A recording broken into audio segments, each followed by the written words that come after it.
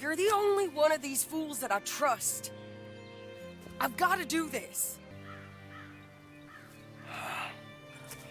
I'll tell you what, I'll do it, but there's something you could help me with. Abigail, Jack, John, make sure they make it. I mean, this whole thing is pretty much done, but when the time comes... How do you mean? When the time comes, you help them. What do you mean? I mean, help them escape. When I... You know, you and me, we're more ghosts than people, but them, they could... I know.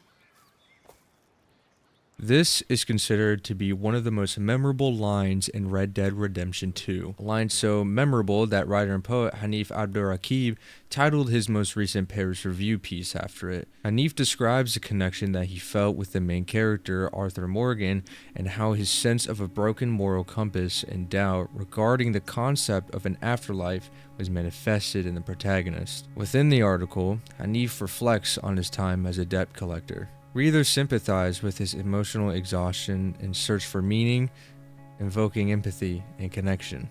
By placing himself in Arthur's shoes, he can focus on decision-making and short-term outcomes. While there is no initial intention to play God, Hanif finds comfort in the sense of control that the game provides. However, a greater parallel comes into fruition when recognizing that by letting Arthur's character simply be morally gray, that maybe he should let himself be too. In doing so, he believes that there's a God who values stillness and authenticity over obsessively seeking salvation. Then we have Alex Garland's Ex Machina 2014.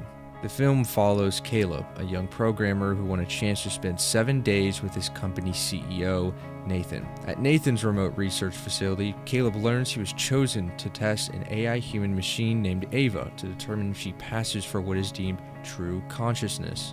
However, as Caleb interacts with Ava, he begins to question who the true test subject is and who is manipulating whom. The film ends with Ava killing Nathan and escaping to the human world while she leaves Caleb trapped in the facility forever. So, what do these pieces of media have to do with each other? While the plot lines widely differ, the greater messaging of the pieces is connected to key concepts and themes. After looking at both forms of media, we see that what Hanif and Caleb have in common is loneliness, and that they use Arthur and Ava as tangible manifestations of that feeling. This emotional commonality contributes to their shared isolation, prompting compassion and reflection on the human need for connection. Hanif explains in the essay how he is lonely and finds a sense of companionship in Arthur. Caleb is shown to the audience that he lost his family in a car accident when he was younger, has a large database of explicit content, and has never really had a girlfriend. Nathan even sculpts Ava's face based on Caleb's explicit content because he knew it would pull Caleb into a more extreme emotional connection. Because of this, both Arthur and Ava are seen as alive. Hanif can feel Arthur on the deep emotional level that's genuine. The same goes for Caleb, who over time believes that the AI machine, Ava, is conscious and starts to develop feelings for her. The film even shows us that Caleb fantasizes about kissing her. Hanif and Ava also have a connection in figuring out what it means to be alive, working on uncertainty rather than resolution. In the end, Ava can escape and be free, even with a ghost-like presence surrounding her of being an AI existing among humans not knowing what she is. Hanif comes to terms with ambiguity and finds peace in a world between life and death, real and unreal, feeling more ghost than human and being okay with that. His emotional acceptance creates a persuasive balance between sincerity and authority. Morality is a concept that is very complicated, and Hanif is evidently very passionate about this topic. He states clearly that he rejects the idea of a binary morality and believes true morality centers around self-awareness rather than perfection.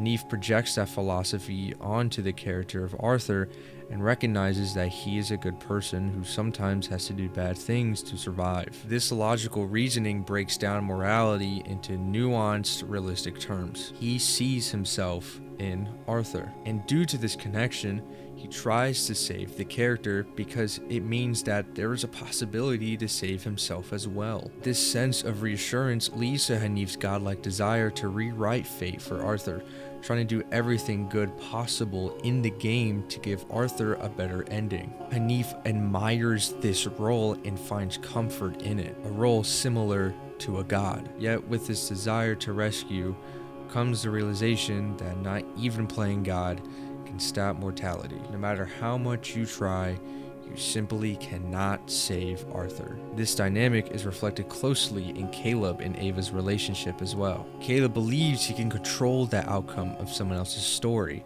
He begins to play God, testing Ava, deciding her value, and assuming his morality makes him different from Nathan, who only views her as an AI machine he's built many of. But Ava's manipulative actions prove otherwise, showing that attempts to play God always lead to loss of control. This argument is supported through cause and effect reasoning, illustrating that both stories reveal the consequences of trying to control morality and mortality. This also raises the question of morality within something that isn't human. Does Ava have morality? What does morality even mean to her? Does she understand its complexities even with the consciousness that she has? Does she feel guilt? While Ava escapes and Caleb becomes trapped, Hanif is able to find freedom and acceptance. Both stories reveal that playing God is never truly about power.